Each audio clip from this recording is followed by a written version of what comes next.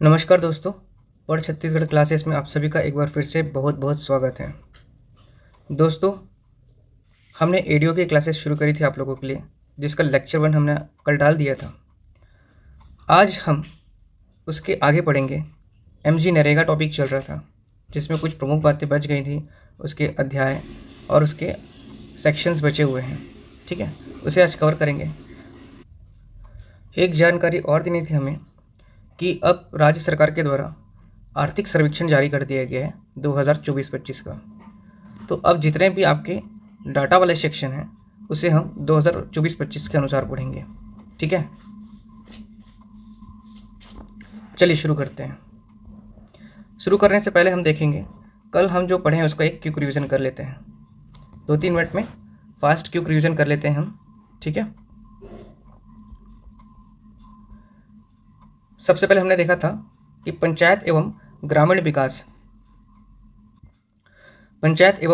विकास विभाग, ठीक है, इसके जो मंत्री हैं छत्तीसगढ़ में वो कौन है? अभी वर्तमान में आपके विजय शर्मा जी हैं, जो छत्तीसगढ़ के उप मुख्यमंत्री हैं। याद रखेंगे, छत्तीसगढ़ में वर्तमान में 2 उप मुख्यमंत्री हैं, जिनमें से एक हैं अरुण साहू जी और दूसरे हैं श्री विजय शर्मा जी।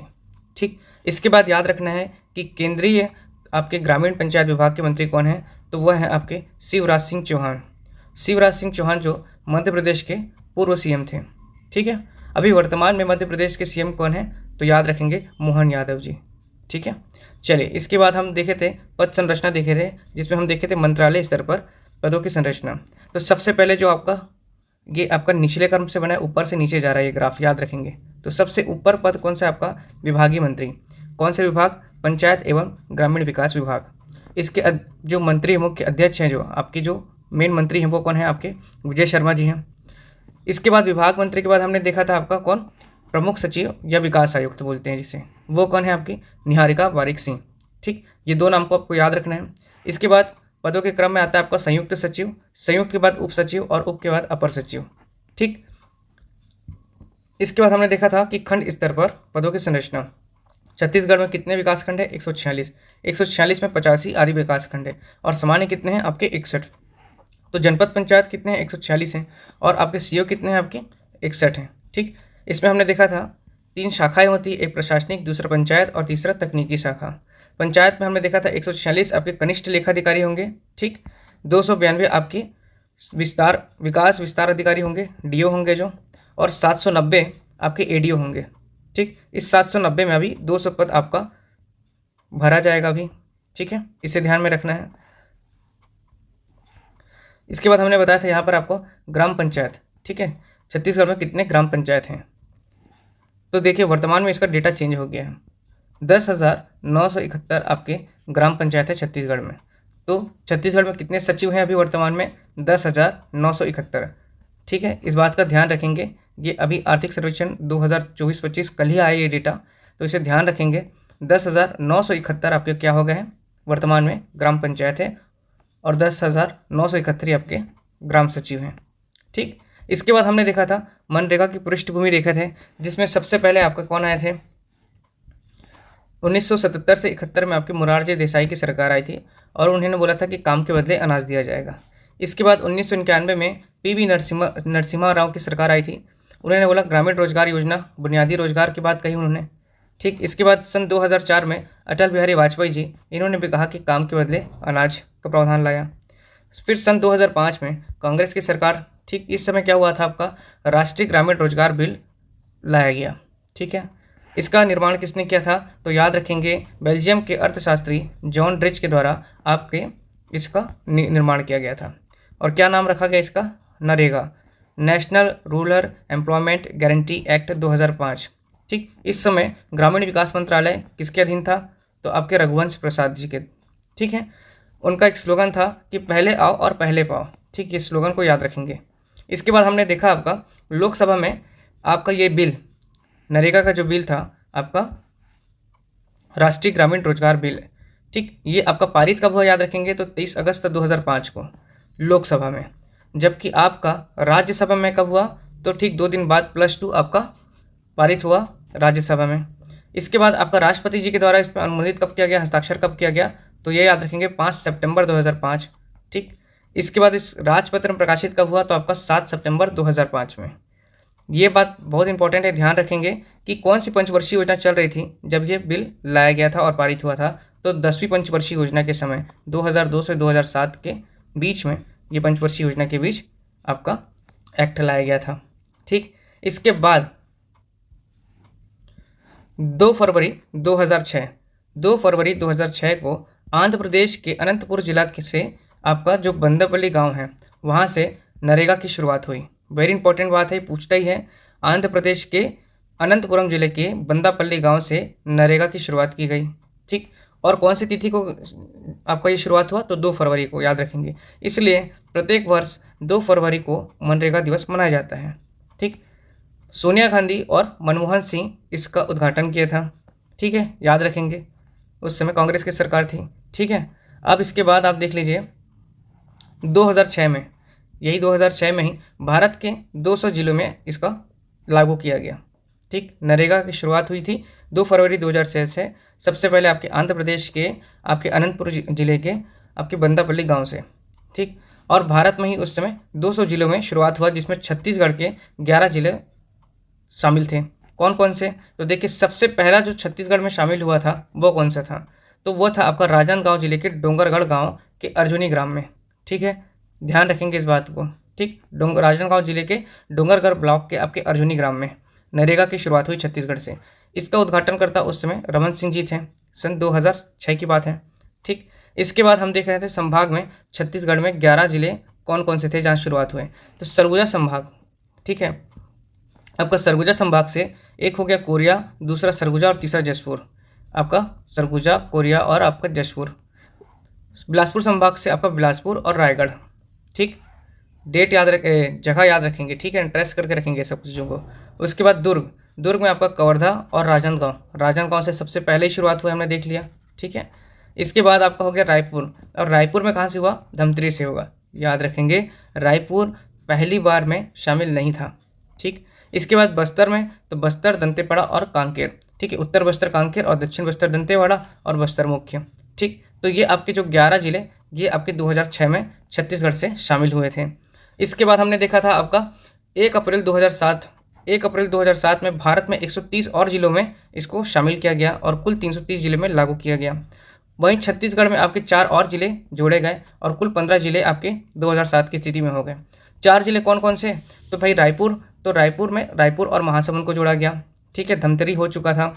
इसके बाद बिलासपुर में आपका कौन सा हो गया, कोरबा और जांजगीर चांपा। दो, ये भी 1998 में बना था आपका 1998 में, और ये भी 1998 में, और महासमुंद भी 1998 में। जबकि रायपुर में आपका धमतरी वो भी 1998 में बना था, लेकिन उसको पहले में शामिल कर लिया गया था। ठीक, ये आपके 4 जिले हो गए और टोटल कितने हो गए आपके 15 जिले हो गए अब 2007 की स्थिति में। 1 अप्रैल से लेकर के आपके 31 मार्च तक वित्तीय वर्ष होता है, तो इसी समय इसको लागू किया गया। उसके बाद 1 अप्रैल 2008 को ही संपूर्ण भारत में लागू किया गया और छत्तीसगढ़ में आपके 18 जिलों में लागू हो गया। दुर्ग, बीजापुर और नारायणपुर। देखिए नारायणपुर और बीजापुर सन 2007 में बना था, आप सभी को पता होगा, और दुर्ग जो 1906 में बना था दुर्ग। ठीक है, इसमें भी इसको शामिल कर दिया गया। ठीक, इसके बाद आप देखिए इंपॉर्टेंट बात है 2009। ठीक है, 2 अक्टूबर 2009 को आपका नरेगा का नाम परिवर्तन करके MG नरेगा कर दिया गया। MG नरेगा अर्थात Mahatma Gandhi national rural employment guarantee act. ठीक, महात्मा गांधी जी का जन्म कब हुआ था, तो 2 अक्टूबर 1869 को, और उनका देहांत कब हुआ था, तो 30 जनवरी 1948 को। इसीलिए उनके जन्म तिथि पर ही ये 2 अक्टूबर 2009 को इसका नाम परिवर्तन करके MG नरेगा कर दिया गया। ठीक, आर्टिकल 40।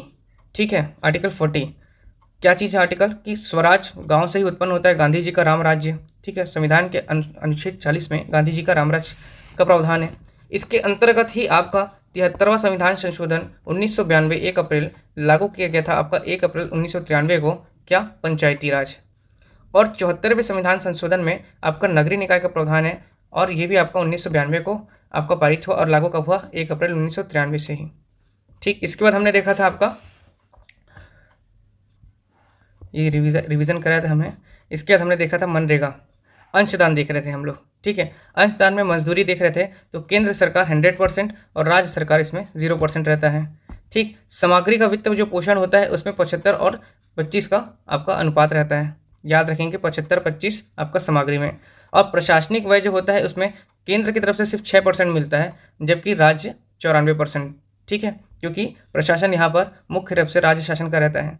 बेरोजगारी भत्ता, वेरी इंपॉर्टेंट, देखिए बेरोजगारी भत्ता और आपका क्या हो गया, मातृत्व अवकाश, 100% राज्य राज्य सरकार इसका व्यय करता है। ठीक है, जो भी फंड है राज्य सरकार देता है बेरोजगारी भत्ता, क्योंकि रोजगार देने का प्रावधान राज्य सरकार का ही है। ठीक है, रोजगार कौन देगा, राज्य सरकार। क्या मनरेगा के तहत देश के जो ग्रामीण क्षेत्र होते हैं उसमें जो गृहस्थ लोग होते हैं उनकी आजीविका की सुरक्षा के लिए, और प्रत्येक ऐसी गृहस्थी जो उनके वयस्क सदस्य अकुशल होते हैं उनके शारीरिक कार्य करने के लिए स्वेच्छा से वो आगे आते हैं। ठीक, प्रत्येक वित्तीय वर्ष में कम से कम 100 दिनों का गारंटी मजदूरी नियोजन उपलब्ध कराना आपका केंद्र सरकार का है। लेकिन हमारे स्टेट में छत्तीसगढ़ में 50 दिन का अतिरिक्त रोजगार दिया जाता है। ठीक, जो परिवार के जो वयस्क व्यक्ति हैं अर्थात 18 से अधिक उम्र के जो व्यक्ति हैं वो लोग सरकार के पास अर्थात ग्राम पंचायत में जा करके या ग्रामीण विकास विभाग में जा करके रोजगार मांग सकते हैं, और राज्य सरकार अर्थात पंचायत विभाग बाध्य होगा कि उन्हें 15 दिन के भीतर रोजगार देना ही है। ठीक, ये बात हमने देख लिया था। यदि 15 दिन के भीतर उनको नहीं दिया रोजगार तो उन्हें यही आपका बेरोजगारी भत्ता राज्य सरकार देगी। ठीक, इसको अभी हम पढ़ेंगे और अच्छे से आगे।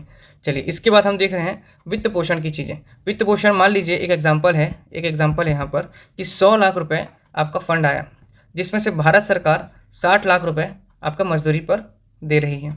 ठीक, और 40 लाख रुपए जो है वो सामग्री लागत रख रहे हैं। तो मजदूरी पर कितना, 60 लाख रुपए। तो मजदूरी पर 100% रहता है, मजदूरी पर 100% केंद्र का है। ठीक, लेकिन ये बच गया क्या, आपका 40 लाख रुपए फंड। अब 40 लाख में जो सामग्री लागत है उसका अनुपात हमने बताया था आपका 75 और 25 का रहेगा, 75 और 25 का। तो यहाँ पर आपका केंद्र 75% देगा और 25% सामग्री लागत पर राज्य सरकार देगा। ठीक है, इसके बाद तो ओवरऑल देख लिया जाए तो ये 30 लाख रुपए और 60 लाख रुपए। ठीक, 30 लाख रुपए, 60 लाख रुपए अर्थात 90 लाख रुपए, 100 लाख का 90 लाख रुपए, ये रहा 90 अनुपात 10 लाख रुपए आपका छत्तीसगढ़ सरकार देगी और 90 लाख रुपए केंद्र देगी। तो ये आपका सेंट्रल और स्टेट का रेशियो है फंड का डिवीज़न का। ठीक, इसके बाद हमने देखा था कार्य दिवस। प्रत्येक राज्य में हमने देखा था मनरेगा के तहत कार्य दिवस अलग अलग होगा। जैसे कि छत्तीसगढ़ में हमने देखा कि 150 दिन का आपका क्या देता है, रोजगार देता है। 100 दिन का रोजगार आपका केंद्र देता है और 50 दिन का अतिरिक्त जो रोजगार है वो राज्य शासन देता है। राज्य शासन 50 दिन का दे रहा है, मतलब 50 दिन का जो अतिरिक्त आपका फंड का भार है वह पूरा राज्य शासन के ऊपर रहेगा। इस बात को ध्यान रखेंगे। इसके बाद देख लीजिए, हमने देखा था कि सामान्य क्षेत्र में आपका रोजगार कितने दिनों का रहेगा।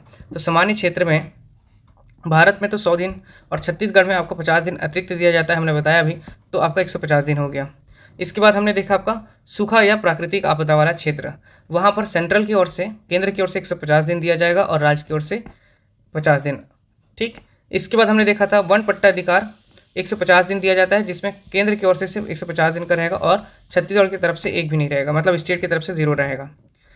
और फिर हमने देखा था पीएम आवास वाले क्षेत्र, ऐसे क्षेत्र जहाँ पर सामान्य क्षेत्र है वहाँ 90 दिन का रोजगार एक्स्ट्रा दिया जाएगा, याद रखेंगे एक्स्ट्रा दिया जाएगा। और पहाड़ी क्षेत्र में या दुर्गम क्षेत्र है वहाँ 95 दिन का एक्स्ट्रा रोजगार दिया जाएगा। ठीक, इसके बाद हमने देखा था आपका अमृत मिशन। अमृत मिशन योजना मतलब तालाबों का निर्माण करना या पुनरुद्धार करना। 500 शहरों का चयन किया गया है भारत देश में। ठीक है, इसमें क्या आपको 75 दिन का एक्स्ट्रा रोजगार दिया जाएगा। ठीक है, मनरेगा के तहत 75 दिन का एक्स्ट्रा रोजगार दिया जाएगा। ठीक, एक बात और यहाँ पे ध्यान रखेंगे कि आपका वर्षा काल या मौसमी काल के समय या खेती किसानी जब होता है उस समय आपका मनरेगा के तहत कार्य बंद रहेगा। ठीक, इसके बाद हमने देखा था छत्तीसगढ़ में आपका मजदूरी दर कितना है। तो मजदूरी दर है 243 रुपये। ठीक है, मजदूरी दर कितना है आपका, 243 रुपये। चलिए, ये तो हो गया अब कल का रिवीजन। अब शुरू करते हैं हम आज का आगे का टॉपिक। चलिए, अब हम देखते हैं राष्ट्रीय ग्रामीण रोजगार गारंटी अधिनियम। ठीक, 2005। ठीक है, देखिए इस अधिनियम में आपके कुल 6 चैप्टर हैं। ठीक है, कितने चैप्टर हैं, 6 अध्याय। पहला जो है आपका वो है आपका प्रारंभिक। ठीक, पहले लिख लेते हैं। इसमें 6 अध्याय हैं, इसमें 6 अध्याय हैं। और आपका कितना इसमें आपका सेक्शन है, अर्थात कितना धारा है, तो 34 धारा, या इसे ही उपखंड भी कह सकते हैं, सेक्शन इंग्लिश में। ठीक, और ये कितना है आपका 6 चैप्टर हैं। ये याद रखेंगे, 6 चैप्टर और 34 जो है आपका धारा या उपखंड है इसमें। चलिए, अब वो 6 चैप्टर कौन कौन से हैं, 6 अध्याय कौन कौन से हैं, ये देखते हैं। पहला जो है आपका, वो है आपका प्रारंभिक। ठीक, इसमें आपका सेक्शन 1 और 2 है। ठीक है, इसके बाद आपका दूसरा आता है अध्याय, दूसरा जो चैप्टर है वो है विनियोजन की गारंटी। क्या है? विनियोजन की गारंटी। ठीक, इसमें आपका आ गया तीसरा धारा। इसके बाद जो आपका तीसरा अध्याय आता है वह होता है स्कीम एवं बेरोजगारी दर। बेरोजगारी दर। ठीक, ये आपका 4 से 9 रहेगा धारा। ठीक है, इसके बाद आपका चौथा जो आता है अध्याय वो है कार्यान्वित एवं मानीतर।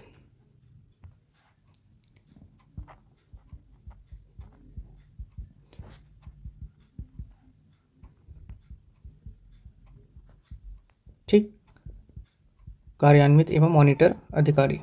ये आपका कहाँ से कहाँ तक रहेगा, तो इसको ध्यान रखना है 10 से 19 तक। इसके बाद जो आपका 5वां अध्याय आता है वह होता है आपका राष्ट्रीय एवं राज्य। क्या है आपका 5वां अध्याय? राष्ट्रीय एवं राज्य रोजगार गारंटी। ठीक है, रोजगार गारंटी निधियों की स्थापना एवं संपरीक्षा, जांचना और उसका स्थापना करना। ये आपका कितना से कितना है? 20 से आपका हो गया 24 तक। इसके बाद ये अंतिम अध्याय कौन सा है आपका? प्रकीर्ण।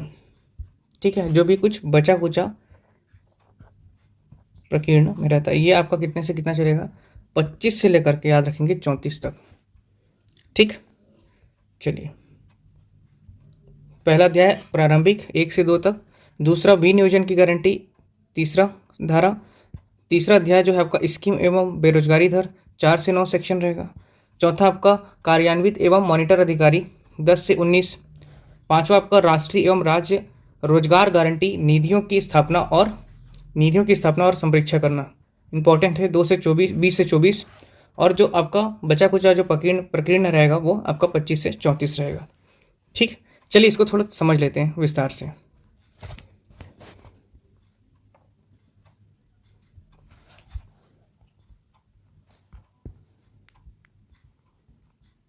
अध्याय 1।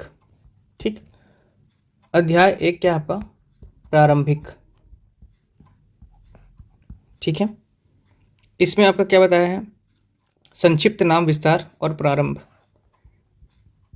संक्षिप्त नाम विस्तार और प्रारंभ। ठीक, पहला चीज़ तो एक में आपका एक धारा हो गया और दूसरा धारा ये है। ठीक, अब इसमें हम लोग देख लेते हैं धारा 2 में क्या बात कहा गया है कि धारा 2 में जो परिभाषाएं के बारे में बताया गया है। परिभाषाएं। ठीक, कि आपके वयस्क कौन है, आपके आवेदक कौन है, आपका जो ग्राम पंचायत है, ब्लॉक है, जनपद पंचायत है, जिला कार्यक्रम जो समन्वयक अधिकारी हैं, केंद्रीय परिषद है, ये सभी चीज़ों की परिभाषाएं बताई गई है धारा 2 में, तो इसे ध्यान में रखेंगे। ठीक, धारा 2 के बाद हम लोग देख लेते हैं धारा आपका 3 से आपका धारा 3। धारा 3 किसमें आपका है, तो याद रखेंगे अध्याय दूसरे, सेकंड अध्याय, सेकंड चैप्टर के में आपका क्या है? धारा तीसरा है। ठीक, धारा 3 में क्या बताया गया आपका? पहला तो धारा 2 का क्या नाम है देख लीजिए। धारा 2 हमने बताया था आपको योजना की गारंटी। धारा 2 क्या था? योजना की आपकी गारंटी थी और नियोजन की बात कही गई है इसमें। ठीक, इसमें आपका जो है धारा 3 है। और धारा 3 में क्या बोला है कि ग्रामीण परिवार के लिए योजना की गारंटी के बारे में बताया गया है। वही ग्रामीण परिवार के लिए, अब एक ही धारा है इसमें तो एक ही बात कही होगी जो अध्याय में लिखी हुई कि ग्रामीण परिवार के लिए योजना की गारंटी, ग्रामीण परिवार के लिए योजना की आपका गारंटी कही गई है। ठीक, इस धारा में बताया गया है एक तो आपका मजदूरी कितने दिन दिया जाएगा। ठीक है, मजदूरी जो है आपका कितने दिन के लिए दिया जाएगा, तो 100 दिन केंद्र की तरफ से हमने बता चुका है, और हमारे स्टेट में 50 दिन अतिरिक्त दिया जाता है राज्य सरकार के लिए। ठीक, तो इसको भी ध्यान रखना है। मजदूरी आपका हो गया, और मजदूरी के साथ आपका मजदूरी दर की भी बात कही गई है इसमें कि उनको मजदूरी दर दिया जाएगा। ठीक, छत्तीसगढ़ में कितना मजदूरी दर दिया जा रहा है, तो 243 रुपये प्रतिदिन का। ठीक है, अब याद रखना है ये मजदूरी दर का भुगतान किस माध्यम से किया जाता है, तो इसका 3 माध्यम है। एक तो या तो आपको कैश दिया जाता है, या फिर आपका डाकघर के माध्यम से, ठीक, या फिर आपका डायरेक्ट आपका जो होता है बैंक के ट्रांसफ़र से भी हो जाता है, तो बैंक के माध्यम से भी आपका डायरेक्ट ट्रांसफ़र हो जाएगा। ठीक है, अब इसमें भी आपको एक और बात कही गई है कि कौन लोग पात्र होंगे, तो पात्र होंगे आपके ग्रामीण क्षेत्र के जो वयस्क लोग हैं, हमने बताया आपको, जिनकी उम्र 18 से अधिक होगा। प्रत्येक परिवार के हर एक सिटीज़न को आपको रोजगार मांग करने का हकदार हैं हम लोग। ठीक है जी, लेकिन जिनकी उम्र 18 से अधिक होगी। ठीक है, ठीक है। उसके बाद इसमें तीसरी बात क्या कही गई है कि जो सामग्री की लागत है, हमने देख लिया कि सामग्री की लागत कितना कितना परसेंट अभी देखा था हमने, तो 75 और 25% के रेशियो में आपका सेंट्रल जो है आपका 75 और केंद्र जो है स्टेट जो है आपका 25% आपका फंड देगी। ठीक है, सामग्री की लागत का फंड। ठीक है, ध्यान रखेंगे इस बात का। और ये फंड किस माध्यम से आएगा, तो याद रखना है आपको EFMS। इसका फुल फॉर्म होता है इलेक्ट्रॉनिक फंड मैनेजमेंट सिस्टम। इस माध्यम से फंड आता है। ठीक है, ग्राम पंचायत विभाग में। इसके बाद इसमें यह बताया गया कि भुगतान किस प्रकार से होगा, तो भुगतान होने का भी आपका 2 प्रावधान है। एक तो यह है कि आपको या तो साप्ताहिक आपको पैसा दिया जाएगा 7 डेज में, ठीक है, काम करने के 7 डेज में, या फिर आपको 15 डेज में आपको भुगतान किया जाएगा। ठीक है, 15 दिन के भीतर, इस चीज़ को ध्यान में रखेंगे आप, या फिर आपको सप्ताह भर के भीतर। इसके बाद आपका जो कार्य है ना, कार्य का समय बताया गया है 8 घंटा। ठीक है, ये धारा 3 के 4 पॉइंट में बताया गया है 3.4। ठीक है, जबकि आपका जो भुगतान के बारे में बताया गया है वो धारा आपका 3.3 है, याद रखेंगे। ठीक है, ये आपका हो गया धारा 2.2 3.2, और यहाँ पर आपका ये धारा हो गया 3.1। ठीक है, ये बातों को थोड़ा ध्यान रखेंगे आप। धारा 3 के 4 पॉइंट में क्या बताया गया है कि कार्य 8 घंटे होंगे। ठीक है, इसमें भी 8 घंटे में आपको 1 घंटे का आपको विश्राम दिया जाएगा, आराम। ठीक है, 1 घंटे का आपका विश्राम रहेगा। विशेष परिस्थिति आया कुछ या अधिक कुछ बड़ा कार्य रहा, तो विशेष परिस्थिति में आपके कार्य की अवधि बढ़ा दिया जाएगा और 12 घंटे का आपका कार्य लिया जाएगा। ठीक है, इसके बाद हम देखेंगे अध्याय आपका तीसरा अध्याय। ठीक है, अध्याय 3 क्या कहता है, अध्याय 3 कहता है कि आपका जो नियोजन है, नियोजन की गारंटी स्कीम और बेरोजगारी भत्ता। ठीक है, अभी हम देखें तो ऊपर में और बताया था कि बेरोजगारी भत्ता के बारे में बताएंगे, यहाँ पर इसके देखते हैं। ठीक है, ये कौन कौन सी धारा इसमें है, तो धारा 4 से लेकर के आपका 9 आपके अध्याय 3 में है। अध्याय 3 में धारा 4 से 9 है। ठीक, सबसे पहले हम लोग देख लेते हैं कि धारा 3 में अपने यहाँ देखते हैं बेरोजगारी भत्ता। पहली बात तो यह कि कोई भी ग्रामीण अंचल में रहने वाला व्यक्ति है ना, जिनकी उम्र 18 वर्ष से अधिक है, वह आपके रोजगार की मांग करने के लिए सरकार के पास जाएंगे। उनके कानूनी हक हैं। 2005 आपके MG नरेगा के तहत उनका यह हक है कि वो रोजगार मांगेंगे। ठीक है, राज्य सरकार क्या होगी, बाध्य होगी कि उनको 15 दिन के भीतर, याद रखेंगे 15 दिन के भीतर आपका रोजगार उनको दिया जाएगा। ठीक, यदि 15 दिन के भीतर उनको रोजगार नहीं दे पाते राज्य सरकार, ठीक है, तो उनको क्या देना पड़ेगा, बेरोजगारी भत्ता। ठीक है, बेरोजगारी भत्ता देना होगा। तो बेरोजगारी भत्ता किस अनुपात में दिया जा रहा है ये भी देख लेते हैं। तो ठीक है, सबसे पहला जो फर्स्ट आपका रहेगा 30 दिन, ठीक है, उसमें आपका क्या रहेगा, उनका जो आपका वेजेस है, उनका जो भत्ता है, ठीक है, उनकी जो मजदूरी दर है, मजदूरी दर का 1/4 हिस्सा उनको दिया जाएगा। ठीक है, तो पहले आपके महीना में फर्स्ट 30 डेज में अगर उनको रोज़गार नहीं मिला तो मजदूरी जो दर है उसका 1/4 हिस्सा आपको उनको देना पड़ेगा राज्य सरकार को।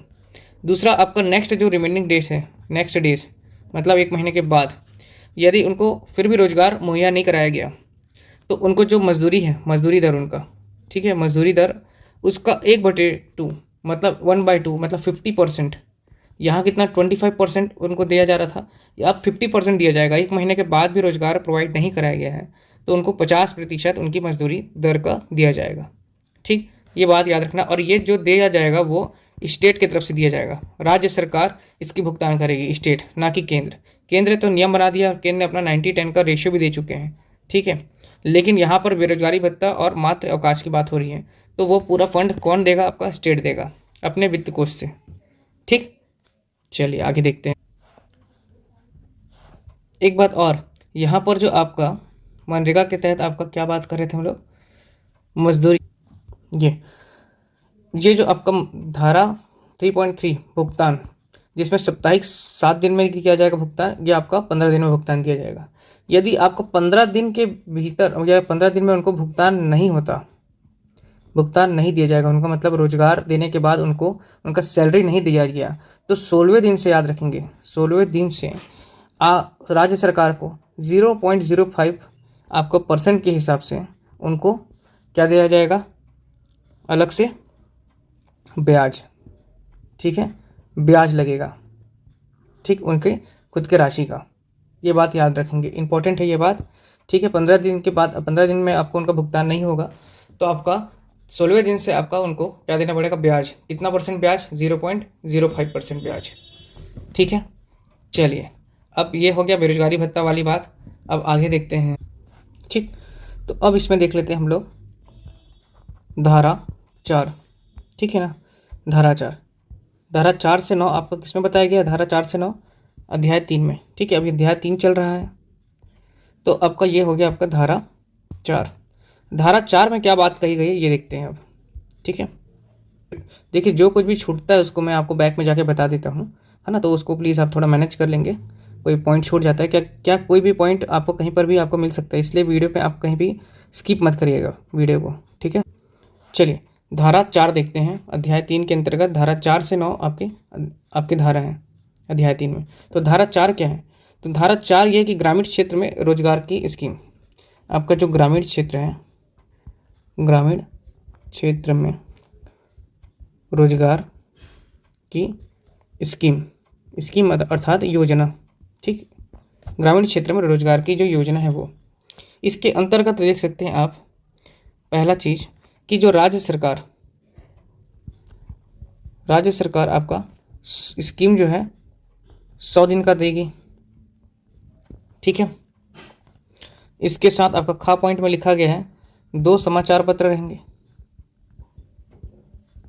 ठीक, जिसमें आपका एक तो हो गया जनभाषा समाचार पत्र रहेगा। ठीक, इसके बाद धारा 5, क्या देख रहे हैं हम लोग, धारा 5 जो मेन पॉइंट है वो बता रहे हैं हम। ठीक है, याद करते चलेंगे। धारा 5 में क्या बताया कि शर्तें। ठीक है, शर्त ये है कि जो आपका राज्य सरकार है, राज्य सरकार बिना सूचना दिए, पहले बिना मतलब जो आपका जो पूर्वग्रह होता है बोल सकते हैं आप, या आपका बिना अनुमति के कोई भी स्कीम ला सकती है, बिना सूचना के कोई भी स्कीम ला सकती है आपके रोजगार के लिए। किसके लिए? रोजगार देने के लिए। रोजगार देने हेतु कोई भी स्कीम आपका राज्य सरकार कभी भी ला सकती है बिना सूचना दिए। ये आपकी धारा 5 में बताया गया है, ये उसका शर्त है। इसके बाद आप देखिए धारा 5 के, इसके बाद आप देखिए धारा 6। धारा 6 में क्या बात कही गई है? तो धारा 6 में न्यूनतम मजदूरी अधिनियम, धारा 6 में क्या है? न्यूनतम मजदूरी आपका जो अधिनियम है ये बताया गया है। ठीक, कब? 1948 का। चलिए, तो अब देखते हैं हम लोग औसत जो मनरेगा मजदूरी है वो कितनी है। औसत मनरेगा मजदूरी, औसत मनरेगा मजदूरी आपका देखा जाए तो पहले 261 रुपये था। ठीक, ईयर लिख लेते हैं यहाँ पे 2023-24 और 2024-25। ठीक, पहले कितना था आपका? 2023-24 में औसत जो था आपका 261 रुपये था। ठीक, 261 रुपये, इसमें आपका 28 रुपये और जोड़ करके 2024 में इसका जो औसत जो आपका मजदूरी दर है वो कितना हो गया? 289। ठीक है, इसे याद रखेंगे आप। दूसरा, आपको हर स्टेट का याद तो रख नहीं पाएंगे, लेकिन मोटा मोटा किस राज्य में सर्वाधिक है, किस राज्य में न्यूनतम है, इसे देख लेते हैं और हमारे राज्य का देख लेते हैं। हमारे राज्य में छत्तीसगढ़ में पहले आपका 221 रुपये हुआ करता था, जिसे बढ़ा करके वर्तमान में अभी 200 कितना हो चुका है? 43। 243 वर्तमान दर है छत्तीसगढ़ में, याद रखेंगे। ठीक, छत्तीसगढ़ के बाद देख लेते हैं हम लोग सर्वाधिक हरियाणा। ठीक है, हरियाणा में कितना था पहले? तो 357 था और वर्तमान में कितना हो गया अभी? 374 हो गया है। ठीक है, 374, इसको याद रखेंगे हरियाणा को। इसके बाद मैंने ऊपर आपको बता दिया था कि जम्मू कश्मीर में लागू नहीं हुआ है, लेकिन 2007 से जम्मू कश्मीर और 2008 से संपूर्ण भारत में मनरेगा को लागू कर दिया गया है। ऊपर में ओल्ड डेटा के हिसाब से हमने आपको बताया था कि जम्मू कश्मीर में लागू नहीं है, लेकिन वो आप मनरेगा की पुस्तकालय उसमें ही लिखा हुआ था, लेकिन ऑथेंटिक जानकारी के अनुसार आपका जम्मू और कश्मीर में भी आपका मनरेगा लागू है। और जम्मू कश्मीर में आपका पहले कितना था? 244 रुपये था, और जो बढ़ करके अभी वर्तमान में 259 रुपीज़ आपका जम्मू कश्मीर में मजदूरी दर है मनरेगा का। ठीक है, इसके अलावा आपको ये याद रखना है कि जो आपका अनुसूचित क्षेत्र होता है, अनुसूचित क्षेत्र, ठीक है, अनुसूचित क्षेत्र में आपकी मनरेगा की जो दर है वो 280 रुपये है। ठीक, और आपका सामान्य क्षेत्र 224 रुपये गैर अनुसूचित क्षेत्र में। ठीक, ये बढ़ करके आपका 300 हो गया वर्तमान में अनुसूचित क्षेत्र वाला। ठीक, +20 होकर के आपका 300 हो गया, इसे भी ध्यान रखेंगे। ठीक, इसके बाद देखते हैं धारा 7। कौन सी? धारा 7। धारा 7 में आपका बेरोजगारी भत्ता बताया है। धारा 7 में क्या? बेरोजगारी भत्ता। बेरोजगारी भत्ता हमने ऊपर में आपको समझा दिया है। ठीक है, पहला चीज़ तो ये मैंने बताया कि 1/4 आपके वेजेस का दिया जाएगा, जो भी आपका वेजेस होगा। जैसे छत्तीसगढ़ में 243 रुपीज़ है, तो 1/4 आपका क्या दिया जा रहा है? उसका बेरोजगारी भत्ता। मतलब आपका 60.75 रुपीज़ अप्रॉक्स आपका पर डे के हिसाब से बेरोजगारी भत्ता दिया जाएगा। ठीक है, यदि उनको 15 दिन के अंदर रोजगार नहीं दिया जाता तो। ठीक है, वही हमने आपको देखा कि आपका 30 दिन के अंदर भुगतान नहीं किया जा रहा है, सप्ताह भर और 15 दिन के भीतर आपका भुगतान नहीं किया जा रहा है, 30 दिन नहीं 15 दिन के भीतर आपका जो मजदूरी दर है उसका भुगतान नहीं करता, तो 16वें दिन से आपका 0.05% के रेट ऑफ इंटरेस्ट से आपका ब्याज जुड़ेगा। ठीक, ये बात ध्यान रखना है आपको। ठीक, तो ये आपका जो 1/4 कब था आपका? याद रखेंगे 30 डेज। 30 डेज के अगर 30 डेज में भी आपका रोजगार नहीं दे रहे हैं तो, और उसके बाद जो रिमेनिंग डेज मैंने बताया आपको 1/2 हो जाएगा। ठीक है, 1/2 लगभग जैसे इसका डबल हो जाएगा, 121.50 रुपये पर डे के हिसाब से आपको क्या बेरोजगारी भत्ता दिया जाएगा। ठीक है, ठीक, इसके बाद देखते हैं हम लोग धारा 7 का 3, जो इम्पोर्टेंट है आपको वही बताया जा रहा है। धारा 7 का जो आपका तीसरा पॉइंट है, इसमें क्या बताया गया है कि आपका जो राज्य सरकार का जो दायित्व है वह समाप्त। ठीक, देखिए इसके बाद धारा आपका हो गया 7(4). धारा 7(4) में क्या बोला है कि जो आपके ग्रामीण क्षेत्र के जो व्यक्ति हैं, ठीक है, या आवेदक किसके पास आवेदन करेगा, तो आपका हो गया जो ग्राम पंचायत है ना, ग्राम पंचायत के जो पदाधिकारी होंगे या ये जो योजना लाए हुए हैं योजना अधिकारी, उनके पास वह आपका क्या करेंगे, आवेदन करेंगे। ठीक, ये धारा 7(4) में बताया गया है। इसके बाद आपका धारा 8 आता है। धारा 8 में क्या बोला गया है कि कतिपय परिस्थिति में बेकारी भत्ता का समितिकरण ना करना। ठीक है, क्या लिखा है कि कतिपय परिस्थिति में बेकारी जो बेरोजगारी भत्ता है, ठीक है, बेकारी भत्ता या बेरोजगारी भत्ता का सवितरण ना करना।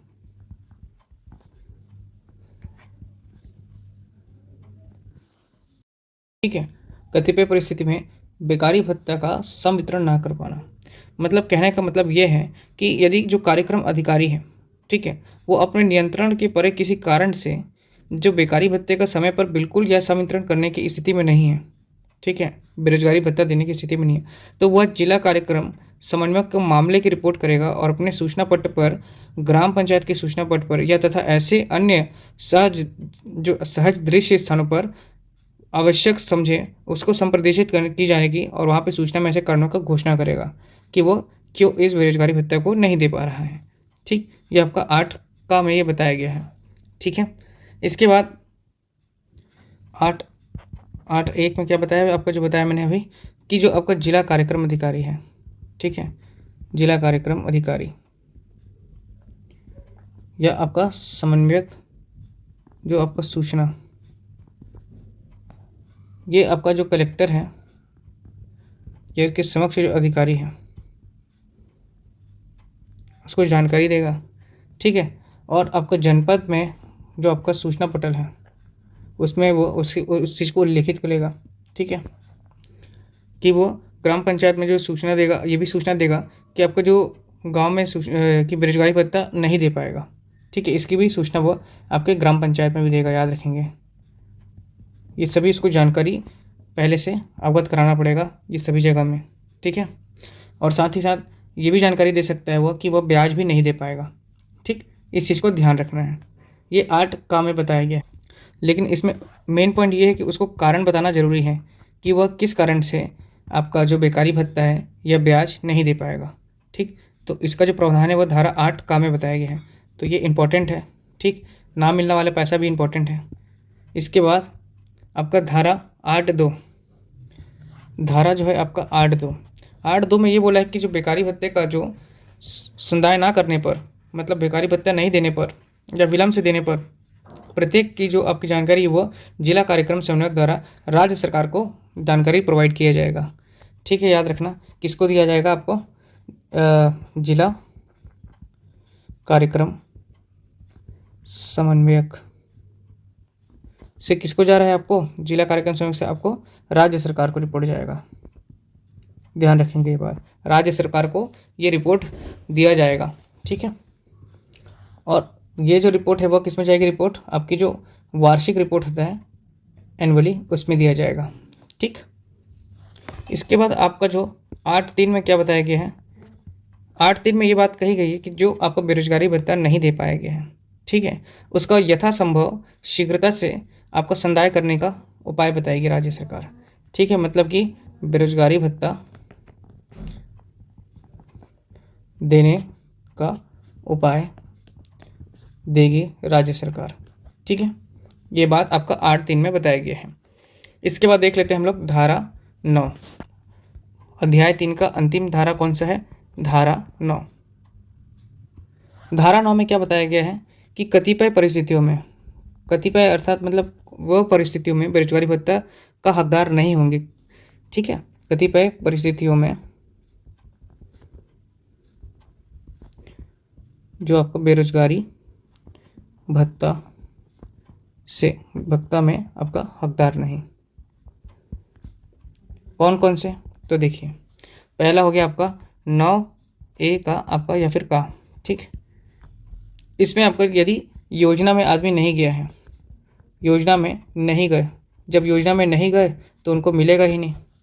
दूसरा हो गया आपका 9B, है ना, खा। इसमें क्या बोला है, योजना के 15 दिन भीतर उपस्थित नहीं हुए, मतलब योजना के 15 दिन भीतर आपके उपस्थित नहीं हुए, मतलब योजना में पार्टिसिपेट तो किए पर उसमें उपस्थिति नहीं हुए, तो बेरोजगारी भत्ता इसमें भी नहीं मिलेगा। इसके बाद हो गया 9C, देख लेते हैं, का खा गा। इसमें क्या हो गया, 7 दिन से, ठीक है, अधिक, 7 दिन से यदि अधिक वो क्या रहते हैं, अनुपस्थित ही रहते, अनुपस्थित रहते हैं। अनुपस्थित कैसे भी अनुपस्थित, अर्थात मतलब कि उन्होंने कोई जानकारी नहीं दी। 7 दिन से अधिक अगर वह बिना अनुमति के, ठीक है, बिना अनुमति के, याद रखेंगे, बिना अनुमति, बिना परमिशन ले अगर वो 7 दिन से ज़्यादा गायब रहते हैं तो भी उनको बेरोजगारी भत्ता नहीं दिया जाएगा, ठीक है,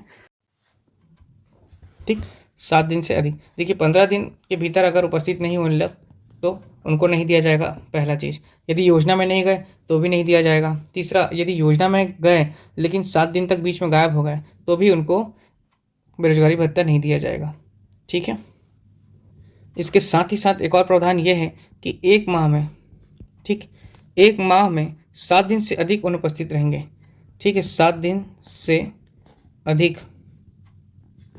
अगर उन लोग अनुपस्थित रहेंगे तो भी उनको क्या होगा, बेरोजगारी भत्ता नहीं मिलेगा। एक तो 7 दिन तक कंटिन्यू गायब रहेंगे, या 1 माह में 7 दिन से अधिक अनुपस्थित रहेंगे, मतलब कि उनको 75% अब उनकी उपस्थिति अनिवार्य रहेगी, तभी उनको क्या मिलेगा, योजना का लाभ मिल पाएगा, ठीक,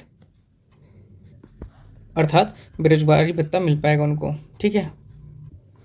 एक पॉइंट यहाँ पे नोट डाल लें कि देखिए ये जो विभिन्न कारण थे, ठीक है, जिसमें हमने देखा कि 7 दिन तक काम गायब रहे, या 7 दिन सिर्फ आए, या आपका योजना में पार्टिसिपेट हुए और आए ही नहीं, और या फिर योजना में पार्टिसिपेट ही नहीं किए, तो ये सभी कारण के हकदार खो देने के 3 माह तक उनको क्या होगा, बेरोजगारी भत्ता नहीं मिलेगा, ठीक है। 3 माह तक बेरोजगारी भत्ता नहीं मिलेगा, ठीक, याद रखेंगे 3 माह तक ना, मतलब इतना बड़ा पाप हो जाएगा, 3 माह तक इनको बेरोजगारी भत्ता नहीं मिलेगा।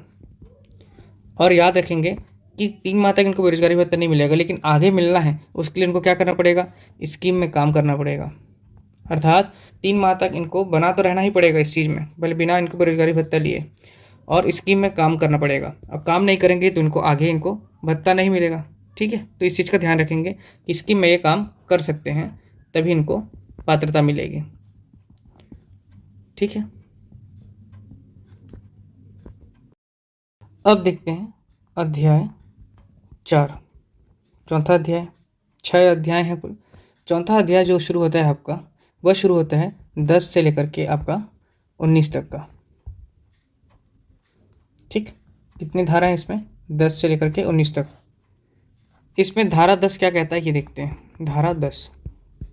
धारा 10 ये कहते हैं कि आपका, पहले तो अध्याय का नाम पढ़ लेते हैं, क्या है अध्याय, ठीक है। अध्याय 4 में आपका क्या बताया, कार्यान्वित और मॉनिटर अधिकारी,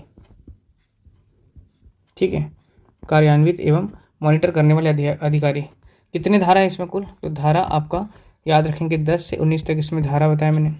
धारा 10 में क्या बताया गया है कि आपका एक केंद्रीय रोजगार गारंटी परिषद होगी, ठीक है, केंद्रीय रोजगार गारंटी परिषद होगी।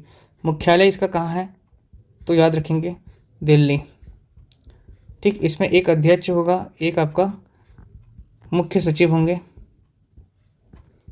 और आपका एक गैर सरकारी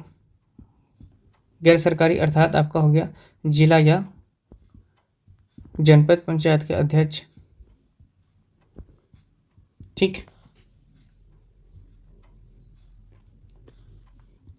इसके बाद धारा 11 देखते हैं। धारा 11, धारा जो 11 है उसमें क्या बताया गया कि केंद्रीय रोजगार गारंटी परिषद के कार्य, ठीक है, कार्य बताया गया है किसके, इसी के ही केंद्रीय रोजगार गारंटी परिषद के कार्य, ठीक। कार्य क्या है इसका, कि निरीक्षण करना और आपका निगरानी रखना। ठीक, इसके बाद धारा आपका हो गया एक 12। सब धारा को याद रखिएगा, ऐसे ही याद रखिएगा, ज़्यादा डेप्थ में जाने की ज़रूरत नहीं है, मोटा मोटा, क्योंकि अंदर अंदर ज़्यादा नहीं पूछता और जो नहीं पूछेगा वो बनेगा ही नहीं किसी से। लेकिन जो आपका सिंपल सा है क्वेश्चन, जैसे धारा 11 में क्या बताया गया है, तो धारा 11 में आपके केंद्रीय रोजगार गारंटी परिषद के आपके कार्य बताए गए हैं। ठीक, कार्य क्या है, उनका निरीक्षण करना, निगरानी करना। अब इसके बाद धारा 12 में देख रहे हैं, धारा 12 क्या बोल रहा है कि आपका जो राज्य से रोजगार, मतलब राज्य में आपका रोजगार गारंटी परिषद। ठीक, अभी हम लोग देख लिए केंद्रीय, तो अब ये 12 क्या होगा, राज्य रोजगार गारंटी परिषद। ठीक है, राज्य रोजगार गारंटी परिषद। ठीक, इसका मुख्यालय कहाँ है हमारा स्टेट में, तो नवा रायपुर, याद रखेंगे, मुख्यालय इंपॉर्टेंट है, याद रखिएगा, नवा रायपुर। ठीक है, नवा रायपुर अटल नगर इंपॉर्टेंट है, याद रखेंगे। ठीक है, अब इसका जो अध्यक्ष होगा, कौन अध्यक्ष, वो कौन होगा आपका, तो याद रखेंगे, इनके जो राष्ट्रीय रोजगार गारंटी परिषद के जो सदस्य में से एक नियुक्ति किया जाएगा, तो याद रखेंगे सदस्य में से कोई एक नियुक्त किया जाएगा। ठीक है, याद रखेंगे इसे। इसके बाद आपका गैर सरकारी सदस्य, याद रखेंगे, इसमें भी जो गैर सरकारी सदस्य हैं 15 से अधिक नहीं होना चाहिए, राष्ट्रीय में भी 15 से अधिक नहीं होना चाहिए, और यहाँ पर भी आपके जो गैर सरकारी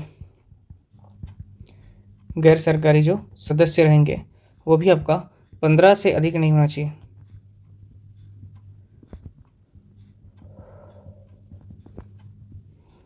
दूसरा कि आपके जो 15 सदस्य रहेंगे, इसमें 1/3 लोग आपके ST SC या OBC रहेंगे। ठीक, 1/3 सदस्य, और 1/3 सदस्य क्या रहेंगे, आपका महिला सदस्य रहेंगे। ये इंपॉर्टेंट पूछता है, दोनों ही आंकड़े वेरी इंपॉर्टेंट है, याद रखेंगे इसे, कि राजकीय रोजगार गारंटी परिषद में आपकी कितने महिला रहते हैं, तो 1/3 महिला सदस्य रहेंगी, और 1/3 सदस्य जो रहेंगे वो ST SC OBC से नियुक्त होंगे। ठीक है, रहेंगे वो। इसके बाद आप देख लीजिए अध्यक्ष, तो हमने देख लिया कि सदस्यों में से कोई एक अध्यक्ष रहेगा, और इसके बाद हम देख लेते हैं अब धारा 13। चलिए, धारा 13। ठीक, धारा 13 में क्या बोला है कि जो स्कीमें हैं, स्कीम की जो योजना है, स्कीम की योजना और कार्य का चयन के लिए, स्कीम की योजना और कार्य के चयन के लिए एक प्रधान प्राधिकारी होंगे। ठीक है, प्रधान प्राधिकारी। इसके अंतर्गत बताया गया आपको स्कीमों की योजना और क्रियान्वयन के लिए जिला, मध्यवर्ती और ग्राम स्तर पर पंचायत एक प्रधान अधिकारी होगा। ठीक है ना, कौन होगा आपका, जिला, मध्यवर्ती और ग्राम स्तर पर आपका एक प्रधान प्राधिकारी होगा। ठीक, इसके बाद देख लेते हैं हम लोग धारा 14।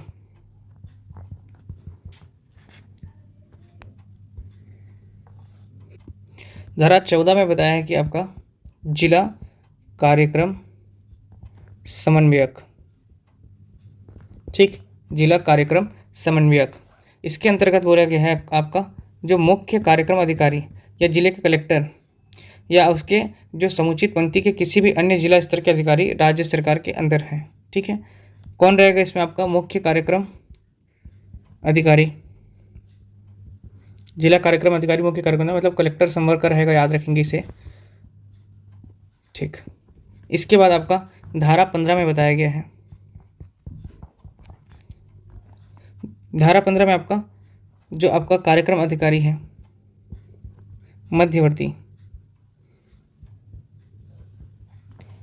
मध्यवर्ती स्तर पर। ठीक, ये आपका जो था ये जिला स्तर पर था, ये जो है धारा 15 में ये आपका मध्यवर्ती स्तर पर है। मध्यवर्ती स्तर पे कौन रहेगा कि ब्लॉक विकास, BDO का फुल फॉर्म क्या होता है, ब्लॉक डेवलपमेंट ऑफिसर रहेगा यहाँ पर। ठीक है, ब्लॉक डेवलपमेंट ऑफिसर मतलब कि विकासखंड विकास अधिकारी या खंड विकास अधिकारी। ठीक है, इसका जो नियुक्ति है वो राज्य सरकार किसी एक व्यक्ति का करेगा इसमें नियुक्ति, ठीक, इसको ध्यान रखेंगे। उसमें भी राज्य सरकार ही इसका भी चयन करेगी, याद रखेंगे। मुख्य कार्यक्रम अधिकारी, इसका चयन कौन करेगा? राज्य सरकार करेगा। इसका भी वीडियो का भी कौन चयन करेगा? राज्य सरकार करेगा। धारा 15 के बाद धारा 15 में आप देख लेते हैं। 15 के बाद धारा आपका हो जाएगा 16, ठीक। धारा 16 में बताया कि ग्राम पंचायत, इंपॉर्टेंट है ये, ग्राम पंचायत का उत्तरदायित्व, ठीक। ग्राम पंचायत का उत्तरदायित्व, ग्राम पंचायत का उत्तरदायित्व क्या है कि जो लोग आवेदन करेंगे, ठीक है, उनको उनके बीच रोजगार बांटना, उनको मजदूरी भुगतान करना आदि का निगरानी की जिम्मेदारी ग्राम पंचायत की रहेगी, ठीक। ये तो सभी जानते हैं कि रोजगार प्रोवाइड करना ग्राम पंचायत का ही है और साथ ही साथ उनको भुगतान करना भी ग्राम पंचायत का काम है, ठीक। धारा 16 था, ये इंपॉर्टेंट है, याद रखेंगे, जिसमें ग्राम पंचायत का उत्तरदायित्व है। धारा 16 के बाद हम लोग देख लेते हैं धारा 17, ठीक है। धारा 17 10 से 19 तक याद रखेंगे, अध्याय 4 चल रहा है ये, ठीक है। 10 से 19 तक अध्याय 4 है। अभी हम लोग देख रहे हैं धारा 17। धारा 17 में बताया गया है कि ग्राम सभा द्वारा कार्य की सामाजिक संपरीक्षा, ठीक। 17 में संपरीक्षा लिख देते हैं, याद करने का तरीका। 17 में संपरीक्षा, क्या संपरीक्षा? तो ग्राम पंचायत, ये भी इंपॉर्टेंट है, याद रखेंगे, इंपॉर्टेंट है, जो इंपॉर्टेंट है वो मेंशन कर दे रहा हूँ मैं, ठीक है। ग्राम पंचायत द्वारा कार्य की सामाजिक संपरीक्षा,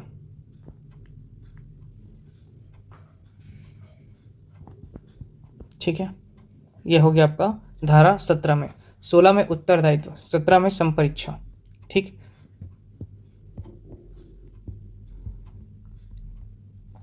सत्रह के बाद हम लोग देख लेते हैं धारा आपका 18, ठीक। धारा 18 में कहा गया कि स्कीम के जो क्रियान्वयन में राज्य सरकार के उत्तरदायित्व, जो भी आपका स्कीम, जो भी योजना रहेगी, उसकी जो आपका कार्यान्वयन में राज्य सरकार का उत्तरदायित्व, ठीक है। राज्य सरकार ही उत्तरदायित्व रहेगा किसी भी स्कीम को रेगुलेट कराने के लिए, ठीक। इसके बाद आप देख सकते हैं धारा 19। धारा 19 वेरी इंपॉर्टेंट है, इसे भी आप याद रखेंगे। धारा 19 क्या बोल रहा है कि शिकायत दूर करने हेतु तंत्र, ठीक, सिस्टम। ये इंपॉर्टेंट है, इसे थोड़ा समझ लेते हैं। शिकायत दूर करने वाला जो आपका तंत्र है, जो सिस्टम है, क्या है? पहला तो हो गया आपका ग्राम पंचायत स्तर पर, यदि किसी को कोई परेशानी है, दिक्कत है, तो ग्राम पंचायत स्तर पर 7 दिन में दूर करेगा, इसको याद रखेंगे। ग्राम पंचायत के बाद आपका जनपद या आपका खंड स्तर पर, जनपद या आपका खंड स्तर पर, ठीक है, 15 दिन के भीतर, याद रखेंगे, 15 डेज में इसको जो भी उनको परेशानी है, शिकायत है, उसे दूर करेगी 15 दिन में। जनपद के बाद आपका आ जाएगा जिला स्तर, जिला स्तर पर आपका 30 दिन के भीतर। ये डेज याद रखना, ये बहुत ही इंपॉर्टेंट है, वेरी वेरी इंपॉर्टेंट है, याद रखिएगा। ग्राम पंचायत में आपका 7 दिन, जनपद में 15 दिन और जिला स्तर में 30 दिन, ठीक। इसके बाद आपका जो राज्य स्तर पर, यदि किसी का समस्या समाधान नहीं हो रहा है तो राज्य स्तर पर आपका 60 दिन के भीतर उसकी समस्या का समाधान किया जाएगा। और राज्य में भी अगर उसका निवारण नहीं हो पाया, इतना दूर तो वैसे जाता नहीं है, तो राष्ट्रीय स्तर पर उसको भी 60 दिन के भीतर आपका निवारण किया जाएगा, ठीक। तो ये डेटा को याद रखिएगा, 7, 15, 30, 60, 60। ग्राम पंचायत 7, जनपद 15, जिला 30, राज्य 60 और राष्ट्रीय स्तर पर 60, ठीक है। यहीं पर एक इम्पोर्टेंट पॉइंट लिख लीजिए आप कि छत्तीसगढ़ ग्रामीण रोजगार गारंटी शिकायत निवारण नियम कब बना था? तो ये याद रखिएगा 2012। छत्तीसगढ़ ग्रामीण रोजगार गारंटी शिकायत निवारण नियम कब बना? आपका 2012 में बना, ठीक है, अपने इस राज्य में। इसके बाद इसमें आपको किसी को भी कोई परेशानी रहता है तो टोल फ्री नंबर को याद रखेंगे। ठीक, टोल फ्री नंबर क्या है आपका? 1800-233-2425। ठीक, याद करने का तरीका 1800-233-2425। ठीक, 1800-233-2425 ऐसे करके आप लोग इसे याद कर लीजिए। ये टोल फ्री नंबर पूछता है पेपर में, इसलिए आपको बता रहा हूँ। ठीक है, टोल फ्री नंबर जो है आपका 1800-233-2425, 1800-233-2425। ठीक, बार बार बोलने से याद हो जाएगा 1800-233-2425। इसके बाद हम लोग देख लेते हैं अब, इसके बाद आ जाएगा आपका अध्याय 5। ठीक, अध्याय आपका हो जाएगा 5। अध्याय 5 में क्या बात कही गई है कि राष्ट्रीय और राज्य रोजगार गारंटी निधियों की स्थापना और संपरीक्षा इंपॉर्टेंट है। ठीक है, इसे पढ़ लीजिए, आएगा इसमें से एक प्रश्न। राष्ट्रीय और राज्य रोजगार गारंटी निधियों की स्थापना और संपरीक्षा। ठीक, संपरीक्षा करना। ठीक, ये आपका है अध्याय 5। इसमें कितनी धारा हैं तो याद रखेंगे, धारा आपका 20 से 24, कुल आपका 20 से 24 इसमें धारा है। अब देखते हैं धारा 20 क्या कहता है।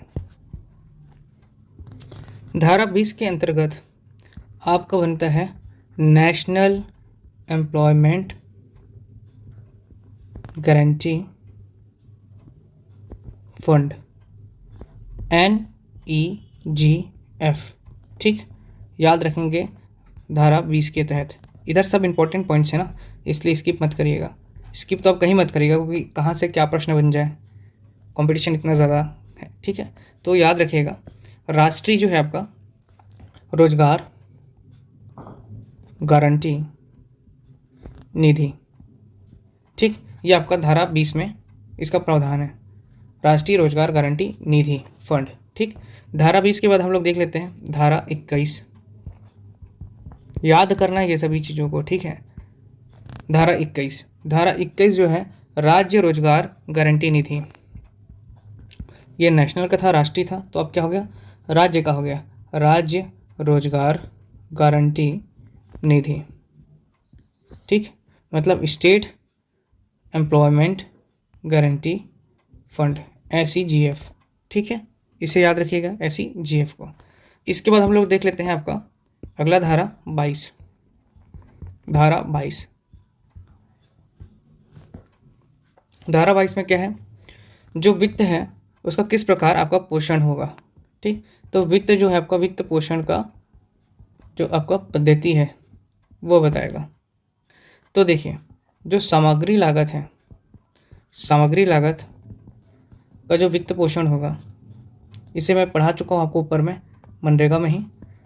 अभी जब अध्याय के अंदर थोड़ा अलग चल रहा है, तो सामग्री लागत में हम बता चुके हैं कि केंद्र कितना प्रतिशत, 70 आपका हो गया केंद्र का, 75, जबकि राज्य का कितना है आपका 25% अंशदान है।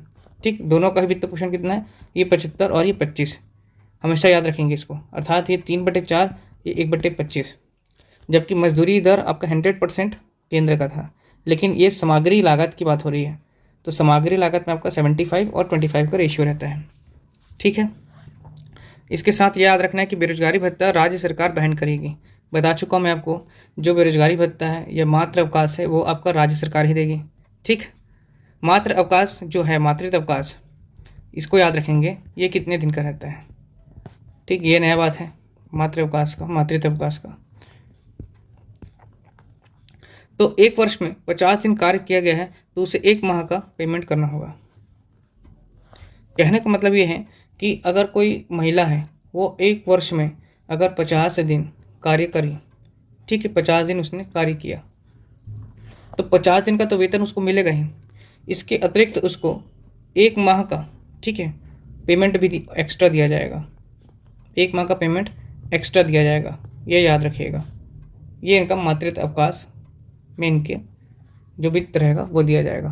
15 दिन का तो इनका जो रोज़गार का हक है, रोज़गार वो मिलेगा ही इनको, ठीक है, उनको सैलरी मिलेगा ही उसका, लेकिन उसके अतिरिक्त 1 माह का उनको पेमेंट एक्स्ट्रा दिया जाएगा। ठीक, ये आपका धारा 22 में बताया गया है। किस किस चीज़ का प्रावधान था, एक तो हो गया सामग्री का वित्त पोषण, और दूसरा मातृत्व अवकाश, और तीसरा जो हम पहले बता चुके हैं, इसे भी लिख लेते हैं कि आपका जो बेरोजगारी भत्ता था, बेरोजगारी भत्ता जो आपका राज्य सरकार वहन करेगी। ठीक, ये तीनों का प्रावधान इसमें हो गया। इसके बाद हम लोग देख लेते हैं आपका कौन सा धारा, धारा नंबर 23, धारा 23। धारा 23 क्या कहता है कि आपको पारदर्शिता और उत्तरदायित्व, याद रखेंगे, पारदर्शिता और उत्तरदायित्व। ठीक, जिला कार्यक्रम समन्वयक, कोऑर्डिनेशन जो ऑफिसर होता है, डिस्ट्रिक्ट कोऑर्डिनेशन ऑफिसर, और जिला के सभी जो आपके अन्य अभिकरण हैं उनके बीच पारदर्शिता और उत्तरदायित्व होगा। क्या उत्तरदायित्व होगा कि प्रयोजन के लिए उनके व्यय न करने पर रखी गई जो निधि है उसका उचित उपयोग और प्रबंध के लिए उत्तरदायित्व होंगे। ठीक है, ये बात ध्यान रखिएगा। इसके बाद हम लोग देख लेते हैं आपका धारा 24। ठीक, धारा 24 में क्या कहा है कि लेखाओं की संपरीक्षा, इंपॉर्टेंट है, याद रखिएगा, लेखाओं की संपरीक्षा। ठीक, लेखाओं की संपरीक्षा, इसमें क्या कहा गया है कि जो हमारा जो केंद्र सरकार है वो भारत के नियंत्रण और महालेख जो आपके CAG होते हैं, कंट्रोल एंड ऑडिटर जनरल, ठीक है, भारत के नियंत्रण और महालेखा संप्रेक्षक के परामर्श से, ठीक है, उनके गाइडेंस से स्कीमों के लेखाओं के सभी स्तर पर संप्रेक्षा के लिए समुचित व्यवस्था विहित कर सकेंगे। ठीक, वेरी इंपॉर्टेंट है, याद रखना, लेखाओं का जो संपरीक्षा हो रहा है केंद्र सरकार कर रही है CAG के क्या गाइडेंस पर, CAG के अनुशंसा पर। ठीक है, वो आपकी जो भी स्कीम है उसकी आपकी संपरीक्षा करवा रही है। ठीक, लेखाओं का संपरीक्षा, ये आपका हो गया धारा 24, और 5वां अध्याय यहाँ पर समाप्त। 5वां के बाद हम लोग देख लेते हैं अध्याय 6वां, अध्याय 6वां, अंतिम अध्याय। ठीक, अंतिम अध्याय 6वां क्या है, प्रकीर्ण। ठीक है, क्या है आपका प्रकीर्ण। धारा इसमें कितने हैं, तो धारा अब बच गया आपका 25 से लेकर के 34 तक। ठीक, कुल आपके इसमें 10 धारा हैं। ठीक, धारा 25 क्या कहता है ये देखते हैं। धारा आपका 25, धारा 25 में शक्ति की बात कही गई है, शक्ति मतलब पावर। ठीक, यदि जो कोई व्यक्ति इस अधिनियम के उपबंधों का उल्लंघन करेगा, ठीक है, यदि कोई उल्लंघन करता है, ठीक है, अधिनियम का उल्लंघन, अधिनियम का उल्लंघन कोई करता है तो वह दोष सिद्धि पर जुर्माने का जो 1000 तक का हो सकेगा वो देगा। मतलब अगर वो दोष सिद्धि हो गया तो अगर उसको यदि, ठीक, दोष सिद्धि पर जुर्माने का 1000 रुपये उसको देना होगा। ठीक, ये बात याद रखेंगे, कितना, 1000 रुपये, इंपॉर्टेंट है, दोष सिद्धि पर जुर्माने का 1000 रुपये उसको देना पड़ेगा। इसके बाद हम लोग देख लेते हैं धारा आपका हो गया 26। धारा 26 क्या कहता है आपका, धारा 26 कहता है प्रत्यायोजित करने की शक्ति, प्रत्यायोजित करने की शक्ति। जबकि आपका धारा 25 क्या था, अनुपालन करने की शक्ति। ठीक, लिख लीजिएगा इसे आप, अनुपालन करने की शक्ति जो है वो आपका धारा 25 में है, जबकि धारा 26 में प्रत्यारोपित करने की शक्ति। ठीक, इस अधिनियम के तहत आपका क्या है, ठीक है, प्रत्यायोजित करने की शक्ति, मतलब कहने का मतलब यह है कि जो आपका प्रत्यायोजन का मतलब ये कि किसी उच्च अधिकारी को, है ना, अपने अधीनस्थ अधिकारी को सत्ता का मतलब शक्ति देने का आपका अधिकार। लेकिन याद रखना, केंद्र में, है ना, केंद्र और राज्य दोनों में नियम बनाने की शक्ति को छोड़ करके बाकी प्रयोक्ता शक्ति दे सकती है। ठीक, तो याद रखना है इस चीज़ को कि नियम बनाने की शक्ति को छोड़ करके बाकी शक्ति आपके अधीनस्थ अधिकारी को दे सकते हैं। ठीक, ये हो गया आपका धारा 26। धारा 26 के बाद आप देख सकते हैं धारा आपका 27, धारा 27। धारा 27 में है कि जो आपका केंद्र सरकार की निर्देश देने की शक्ति, मतलब केंद्र चाहे तो कोई भी इंस्ट्रक्शन दे सकती है और उसे फॉलो करना राज्य का कर्तव्य रहेगा। ठीक, किस लिए शक्ति आपका हो गया, एक तो निवारण करने के लिए या किसी परेशानी का निराकरण करने के लिए राज्य सरकार द्वारा लोकपाल की नियुक्ति की जाती है। याद रखेंगे, लोकपाल की नियुक्ति करा जाएगा और वह क्या करेगा, आपका निराकरण करेगा। कहाँ, राज्य में। इस चीज़ को याद रखेंगे। तो राज्य में एक लोकपाल की नियुक्ति कौन करेगा, नियुक्ति केंद्र सरकार करेगी। ठीक है, नियुक्ति कौन कर रही है, केंद्र सरकार नियुक्ति कर रही है। ठीक, क्या चीज़ करने के लिए, समस्या का निराकरण करने के लिए राज्य में। ये हो गया आपका धारा 27। धारा 27 के बाद आपका हो गया धारा 28।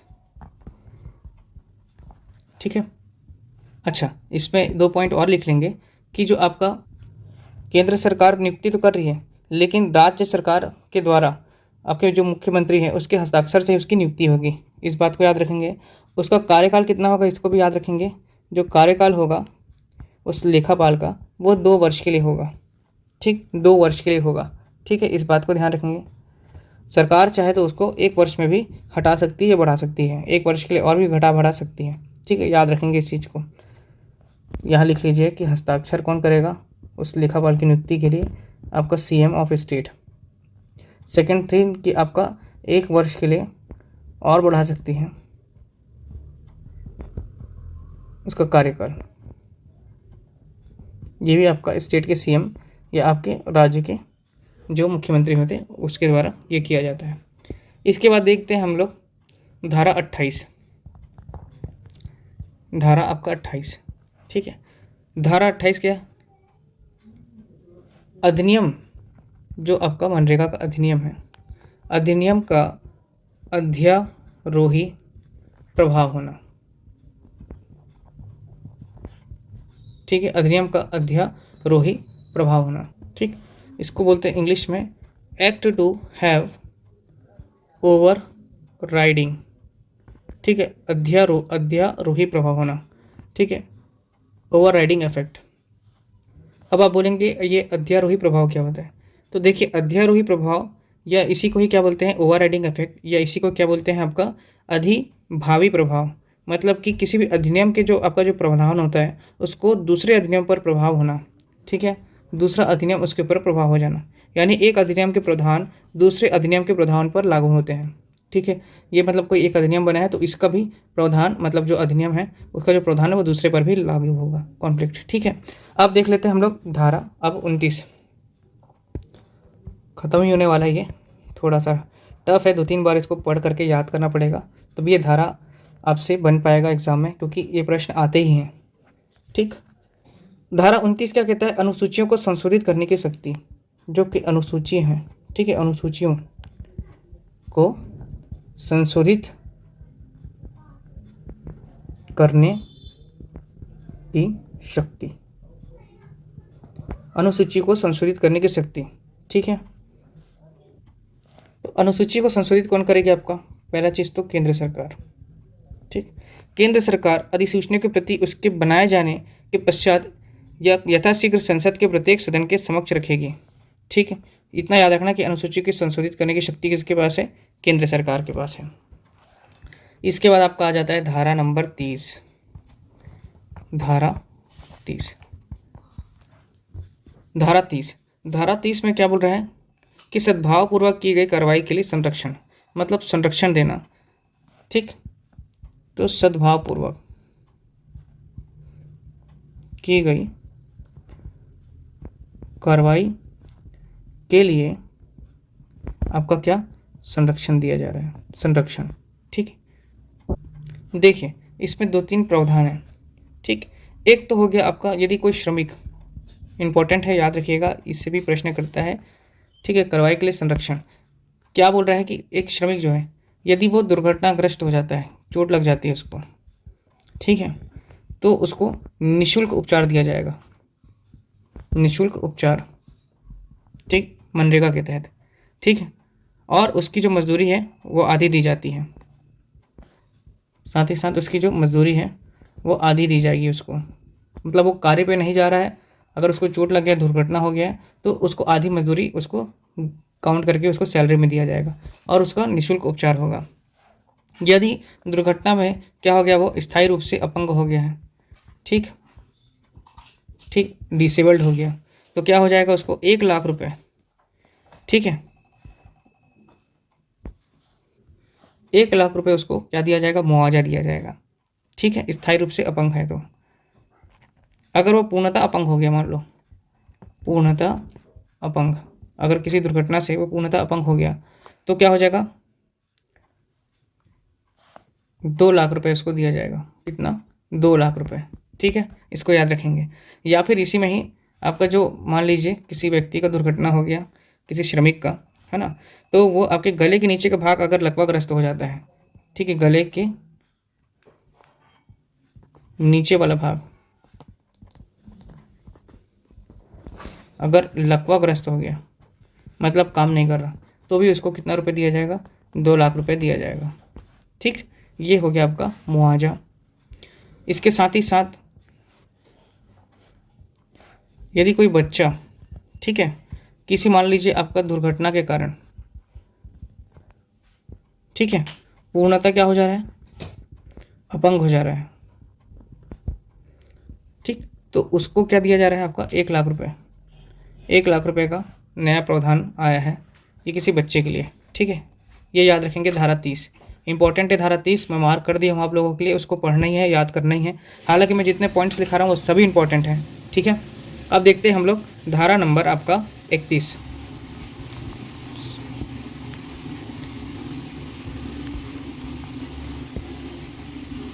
धारा हो गया आपका 31, ठीक। धारा 31 क्या बोल रहा है, केंद्र सरकार के नियम बनाने की शक्ति, मतलब केंद्र सरकार के पास क्या है, नियम बनाने की शक्ति,